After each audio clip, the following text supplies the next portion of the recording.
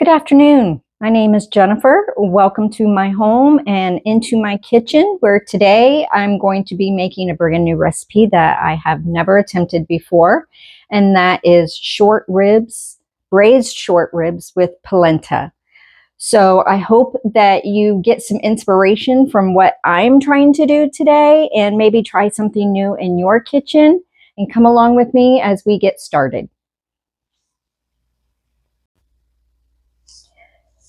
The first thing that I'm going to do is I have 4 beef short ribs right here that I just bought fresh from my butcher shop, my local butcher shop here in town.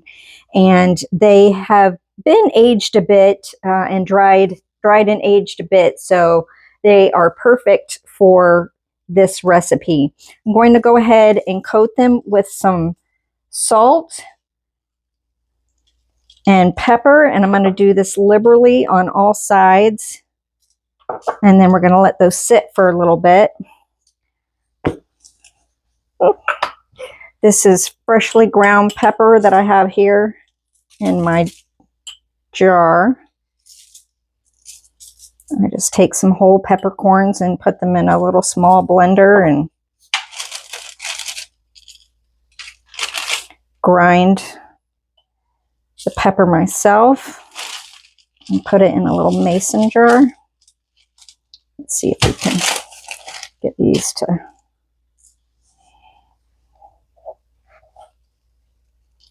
stand up here.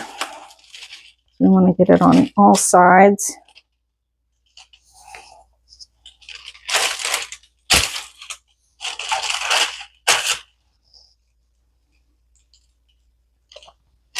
I hope the beginning of your 2024 has been a good year for you. We're about a week into the new year. So far, it's been pretty uneventful, which is okay by me. No news is good news, right?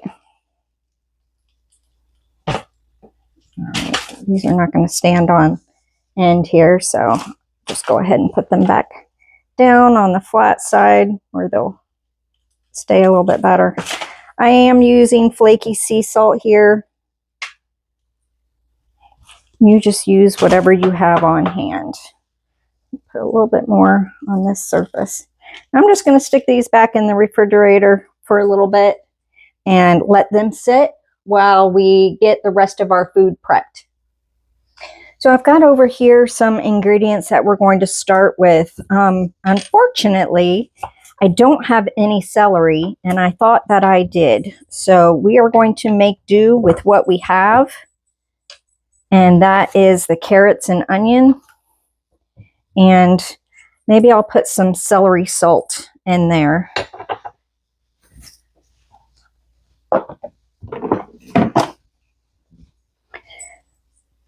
So we're just going to start with chopping up the carrots. And I have 2 carrots here. Probably only need 1, but I'm going to go with the 2.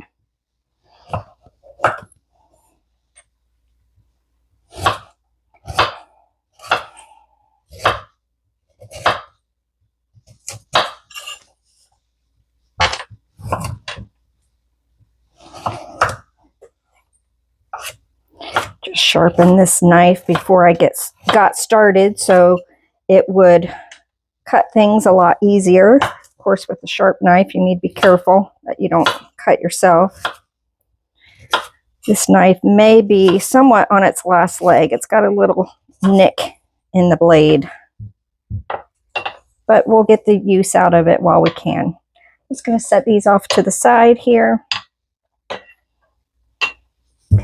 I had half an onion in the refrigerator, so we're going to use that. These are small onions. I would say 1 onion would work, just a medium-sized onion. These 2 were pretty small. Get a compost bowl.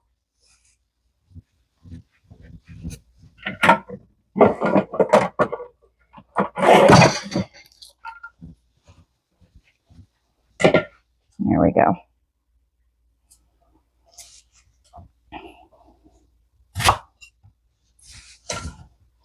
I'm just going to do a rough chop on these, nothing fancy.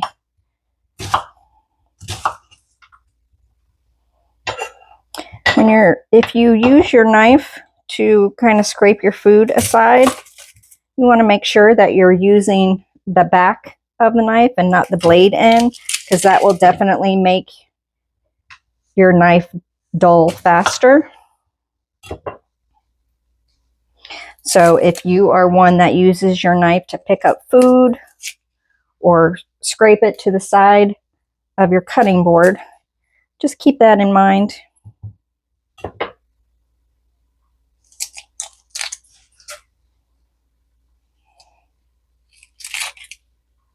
There we go.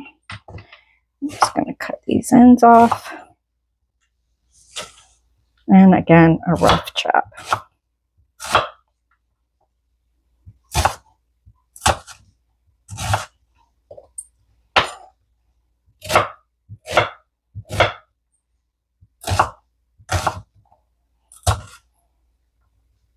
Perfect. I have my onions and my carrots ready to go into my pot. And we'll move on to the next thing.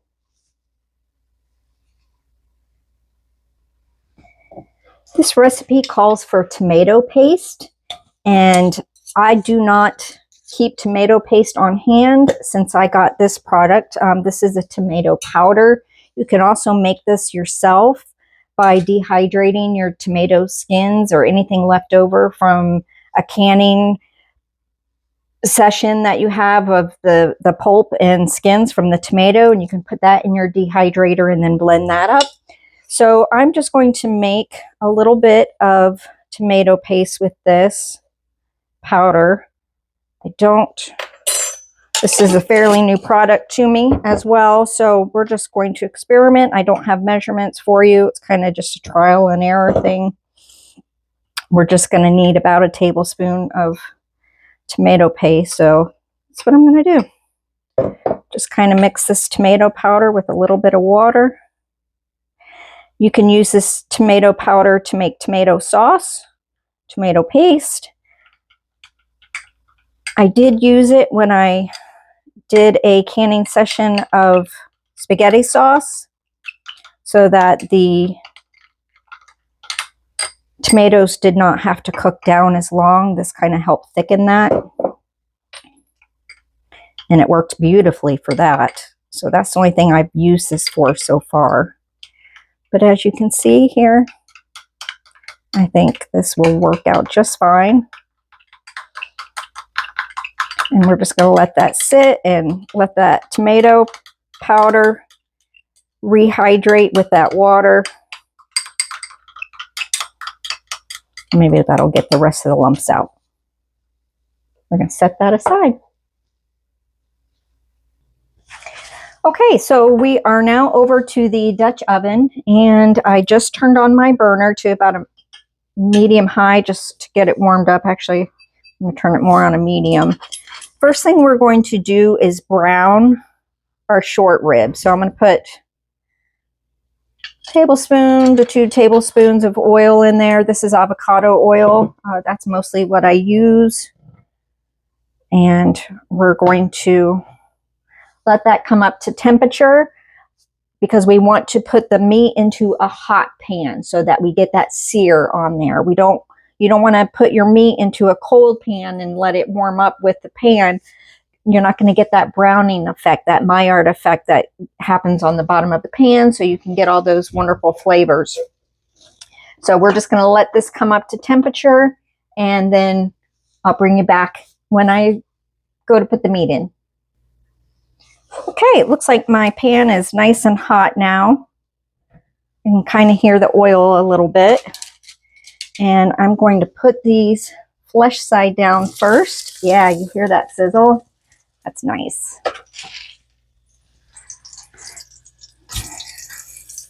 I'm going to put these in here.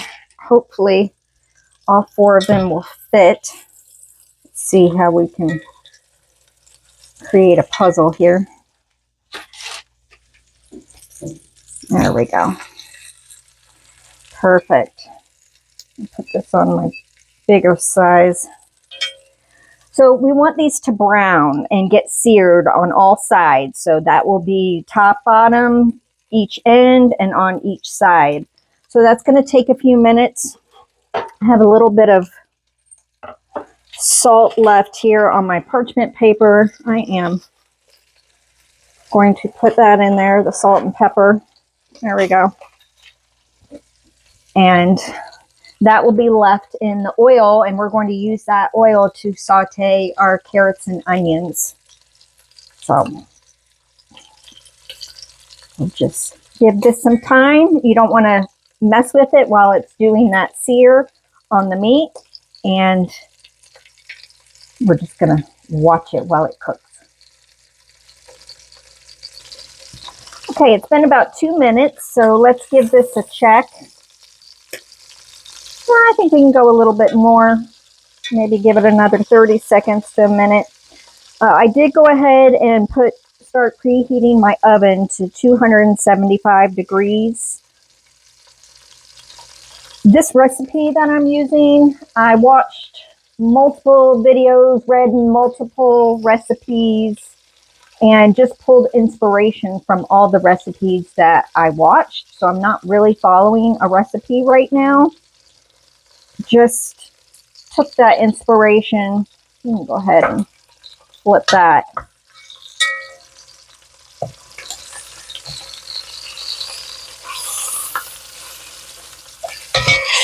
Oh, that looks beautiful.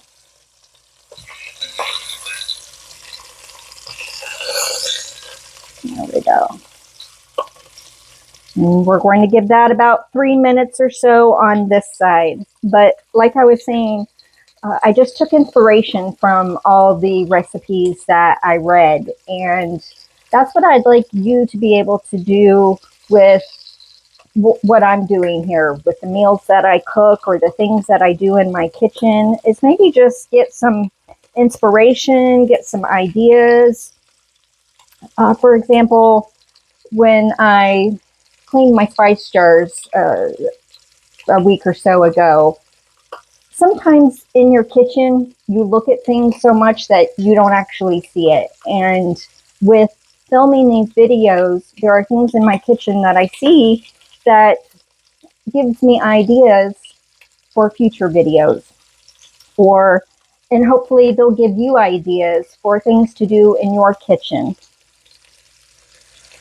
Like I said, things in your kitchen that you look at all the time. I'm sure you've seen in the background of my kitchen the backsplash of my oven, which you'll see later in the video, I'm sure. We had bought this oven. We have had it, I think, for about a year now, and the previous oven we had the knobs all on the back of the oven. And so when we got this one, it left this bare spot that had no paint on it on our wall. Well, I have intentions to renovate my kitchen. And so I left that there knowing that I'm going to renovate my kitchen. So why take the time to take care of that, was my thought at the time. And my intention was to renovate it shortly thereafter we got the new appliances. Well, now it's been a year and we still haven't started the renovation yet. I still have ideas in my head. I haven't made up my mind of what I want to do. So I think it's time maybe that I go ahead and take care of that spot on my wall so that I'm not looking at, I don't know if that's old paint or unpainted. Not sure, but needs to be fixed. So now I have these on the edges, the ends, and we're just going to give those a couple of minutes. I don't know if you can see here on the bottom of the pan, stuff starting to stick. That is from the Maillard reaction from browning the meat, and that is flavor. That's not burnt or anything. It's just brown bits from the meat.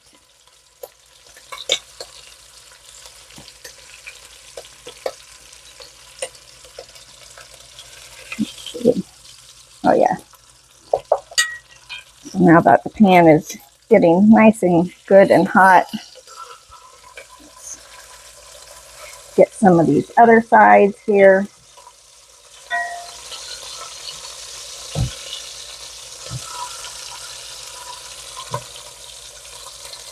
That's sticking to the pan a little bit. My oven's not, or excuse me, my stove top is not real level, so let me get some oil over there. There we go. You want things to release naturally. If it's sticking, then it wants to cook a little bit more.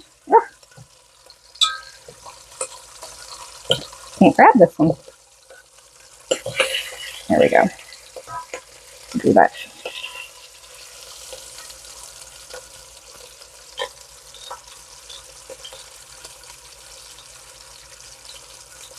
This smells delicious.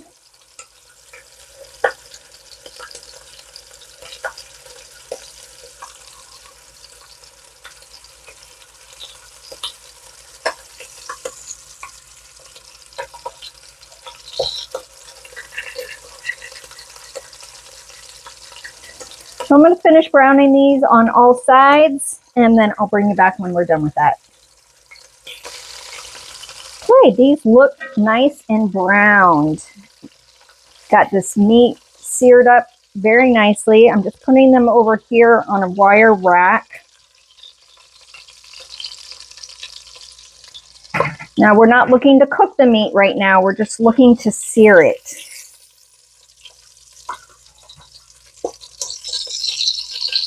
Beautiful, huh?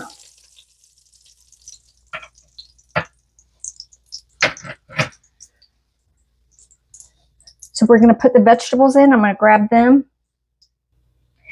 Okay, so we're going to put the vegetables in, and my dear, sweet, sweet, loving husband went to the store. Whew, that's hot. Went to the store and got some celery for me. So I chopped up 2 stalks of celery along with the onion and carrot that we had.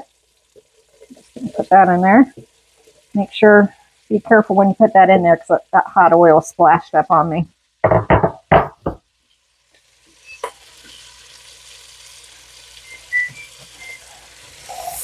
So we're going to put that in there. I'm going to put a little bit more salt in there. You want to season every layer. Use my spoon for that tomato paste, so I'm just going to shake that in there.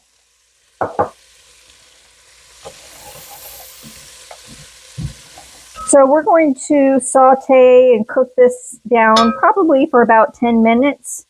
We're going to keep an eye on the onions, and once they get to the color that I like is when I'm going to put in the other ingredients. I am going to go ahead, so I put salt and pepper in there. If I had fresh thyme, I would put that in there, but I don't. So I'm just going to use dried, about 3/4 of a teaspoon or so.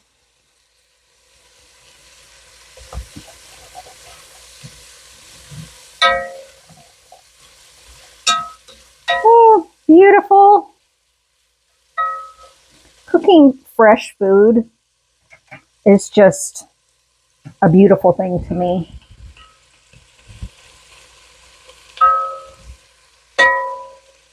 I'll bring you back when this is ready for the next step. While I'm cooking these vegetables and some of the water is coming out of the vegetables, I'm also using that to deglaze my pan from any of the fond from the meat that I cooked. I was talking earlier about that Maillard reaction of those brown bits that get on the bottom of the pan. And so whenever you deglaze your pan, you want to make sure you scrape those up. Like I said, that's not burnt stuff. That is good flavor to add back into your dish. So you always want to make sure, whether it's a pan sauce or you're browning your vegetables, that you get up those nice yummy bits on the bottom of the pan. Okay, so the veggies have been cooking for about 10 minutes now. They are at the consistency that I would like them to be, which is just a little bit softened. We're not looking to cook them all the way through. They're going to cook for several hours in the oven, so we don't really need to worry about that. Just wanted to cook those up a little bit.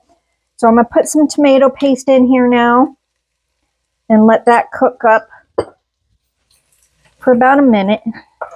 Just kind of want to toast it, get all the veggies covered with that tomato paste, and you can smell it immediately, almost like putting garlic in a pot, which, by the way, if I had fresh garlic, I would be adding that in here as well at this point and just give that about 60 seconds.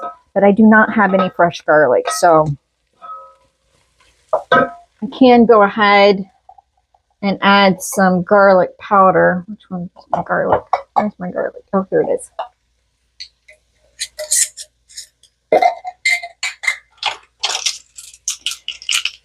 Just going to put about half a teaspoon of garlic powder in there.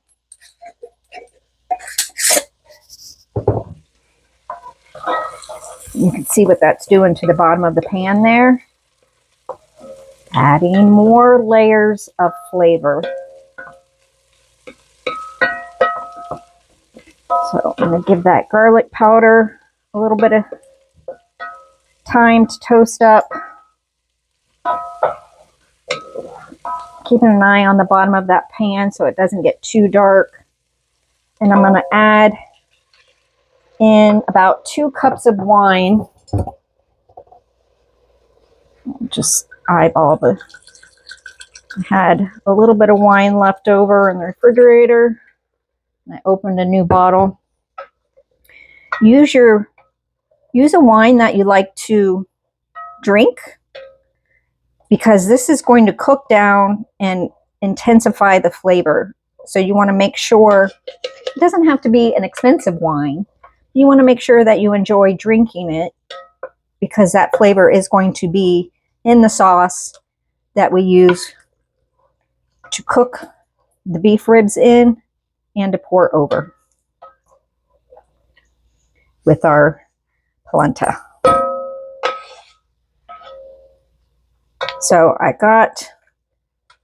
scraped the bottom with that. I'm going to let this cook for about 5 to 10 minutes. I want this to reduce down a little bit, and we'll go from there.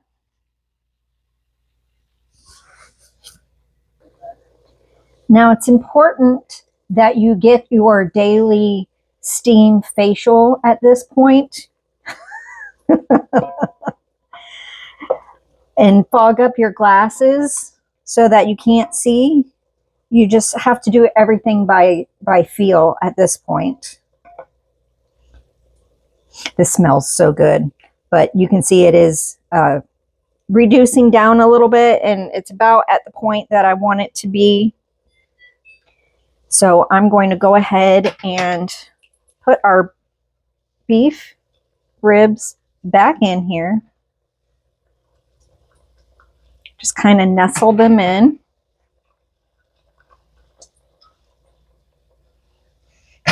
Oh, I'm so excited about this. And then I'm going to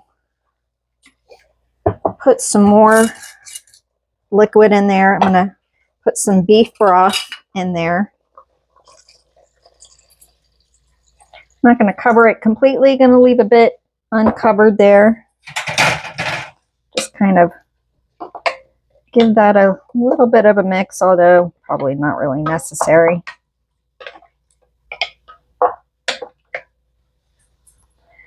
I have 2 bay leaves here. If you had bigger bay leaf, probably 1 would be fine, but those are small, so putting 2 in there. I have my oven preheated to 275. I'm going to put this lid on, not all the way. You can see it's kind of slightly askew. And then we're going to get this in the oven.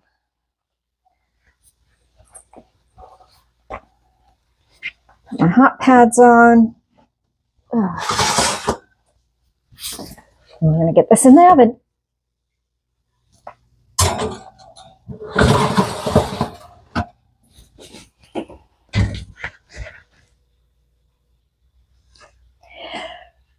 So with the different recipes that I watched, I saw some that cooked at a higher temperature for a shorter time and at a lower temperature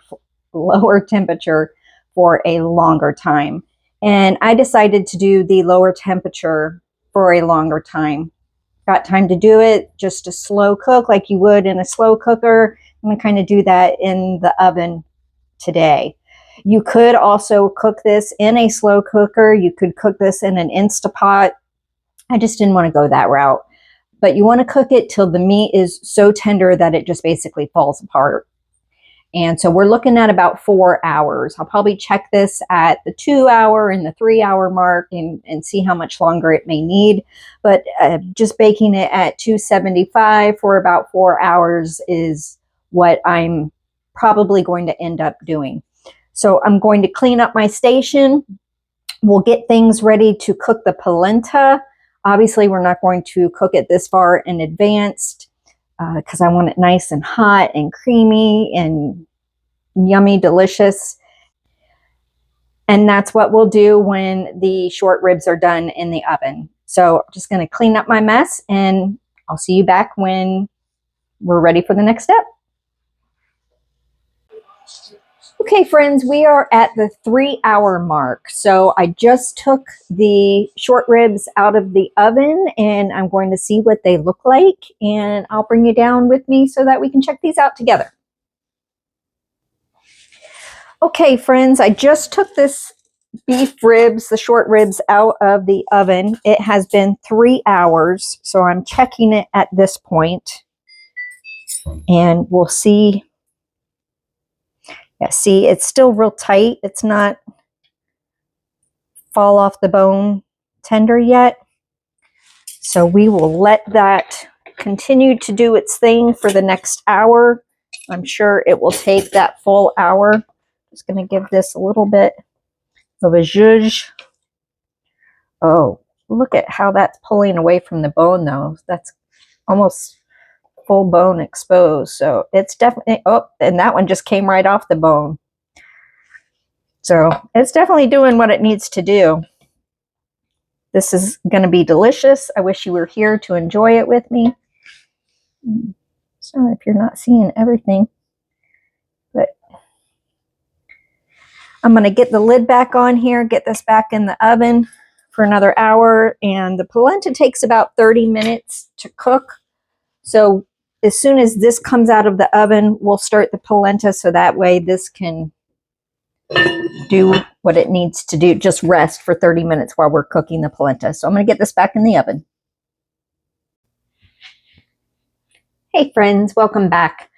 The short ribs have just a little over 15 minutes left in their cooking in the oven. So I'm going to go ahead and start on the polenta.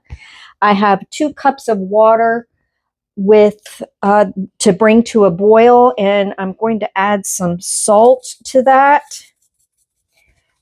And we're going to bring this water to a boil. And while that is doing its thing, I'm going to go ahead and grate about a half a cup of Parmesan. I don't think I quite have a half a cup, but we will see. This is what I have left, so we will see if that is a half a cup or not. Let me go ahead and bring you down here while I'm doing this. And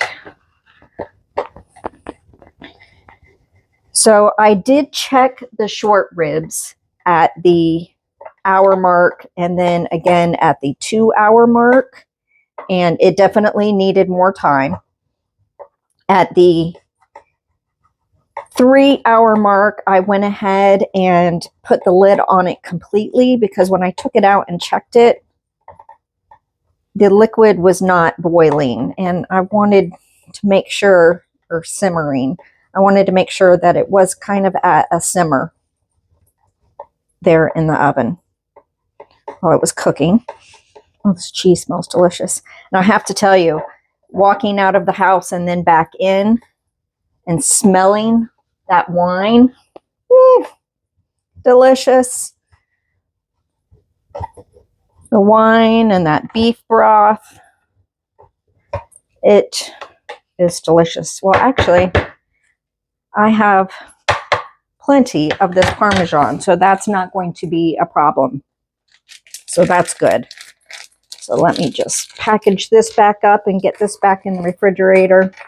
And then while we're waiting for the water to boil, it was only about 2 cups, so I didn't think it was going to take too long, but it took a little bit longer than I thought. I'll bring it back when the water's boiling and we're ready to start the polenta. Okay, so our water just came to a boil, so I'm going to slowly pour in while I'm mixing the cornmeal here.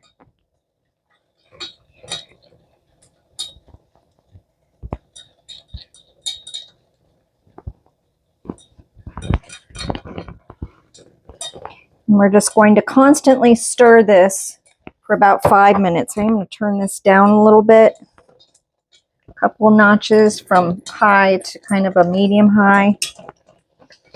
Like I said before, this is the first time I'm making this. It's too hot.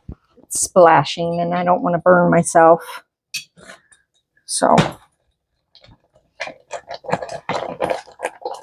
it's bubbling.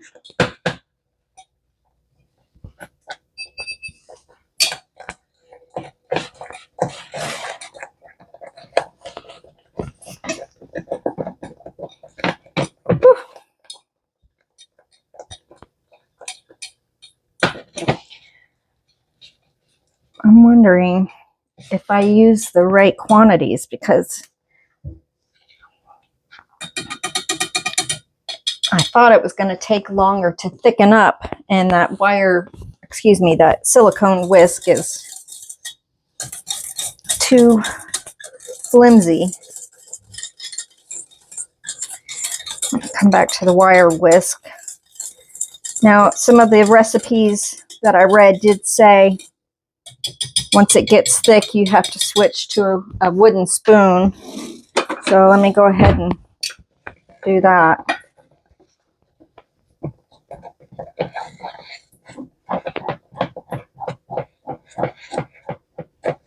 May need some more water.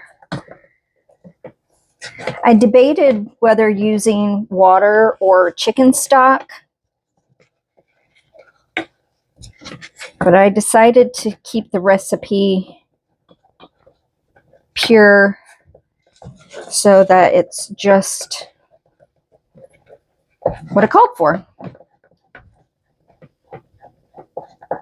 So we'll see. So I'm going to stir this for about 5 minutes, a total of 5 minutes, and then we're going to cook this slowly on a low temperature for another 30 minutes, or for another 25 minutes, I should say. And I will stir it every so often to make sure that it's not sticking to the bottom. And then at some point we will add some butter and Parmesan cheese. And I'll bring it back when we do. Okay, so there's about 5 minutes left in the cooking time for this polenta. So I am going to add in, I'll start with 2 tablespoons of butter and that half a cup of Parmesan.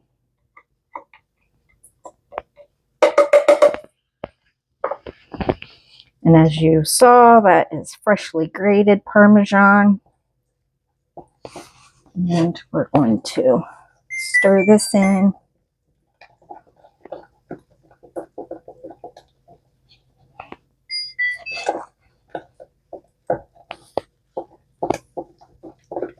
That looks delicious. I did try it a little bit earlier and I had to add a little bit more salt because it was pretty bland. But I know that Parmesan and that butter will add some flavor to it as well.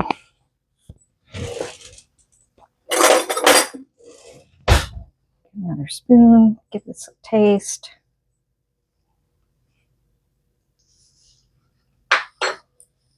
Oh, wow. That is delicious. Okay.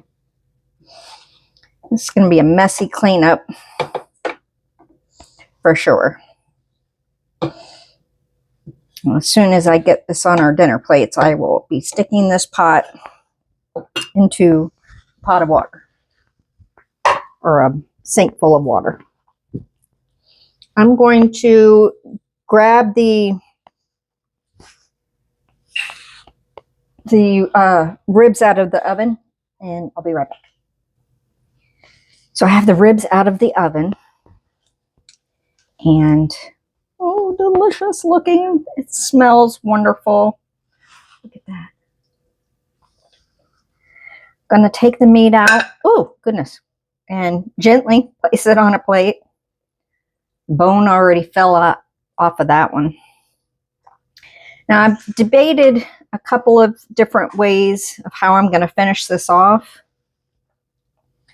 And I think I'm going to take an immersion blender to this sauce. I need to get these bones out first. And the bay leaf. Find the bay leaves. There's one bone. Oh, there's a bay. Oh, here's another bone. Felt it.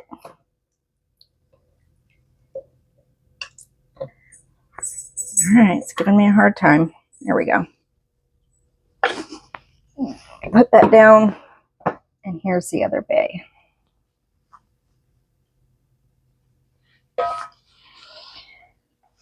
So I'm going to go ahead and use an immersion blender to blend these vegetables up.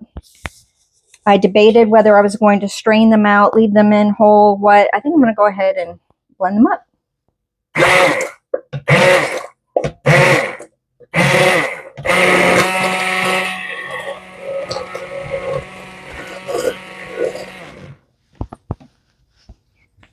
Pot holder.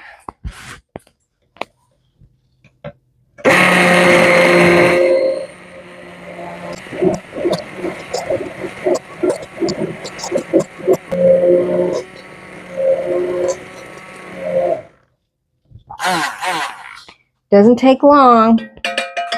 A stick blender is a wonderful thing. So let me, now what I want to do is, oops, bring this up to a boil, maybe finish it off with a little butter. Give this a taste and see if it needs any adjustments in its seasonings.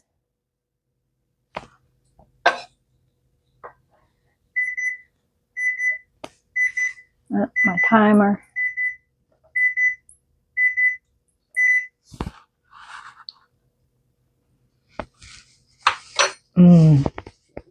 That's delicious. I am just going to finish that off with a little butter. It's not too thin, it's not too thick. If you needed to thicken it up a little bit, you could always add a slurry of a cornstarch slurry, a little bit of water and cornstarch.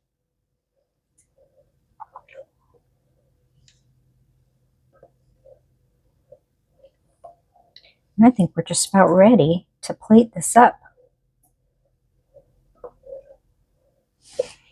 Let me get the meat back in here just so that it gets coated with this deliciousness. There's some whole veggie stuck to it, but that's okay. That's okay. Just make sure we don't get the bay leaves back in there.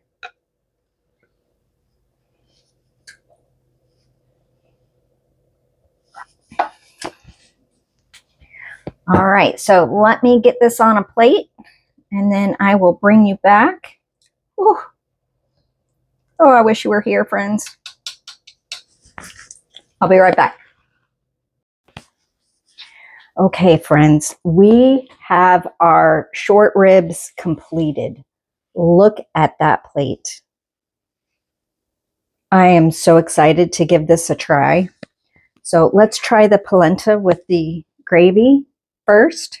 Sorry, my cat just ran through. I wanted to make sure he wasn't under my feet. It's hot. Oh.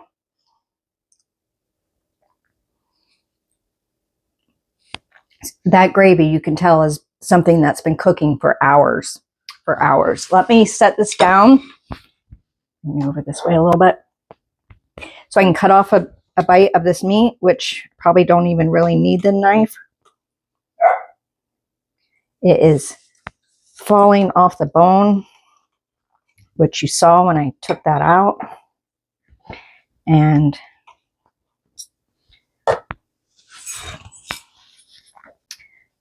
so let's try this.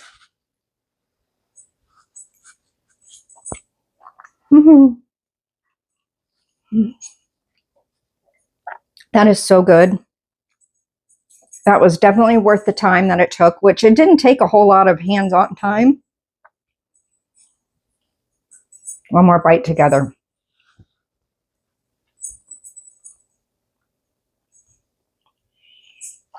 I can't wait to share this with my husband. I'm going to make him a plate so he can enjoy it as well. And we're going to sit down together and enjoy this dinner. This brand new recipe to me. I've never made it before. And I hope you pulled some inspiration from it and try something new in your kitchen, in your home. And with any ideas, if you have ideas to share with me, I would love to hear them. If you have a new recipe that you tried that was delicious, please let me know and I'll be happy to give it a try myself with my family. So I hope you had a great day. I hope you have a great week. I appreciate your time. I know your time is valuable. I appreciate your time that you share with me, and I can't wait to see you next time. Take care, friends.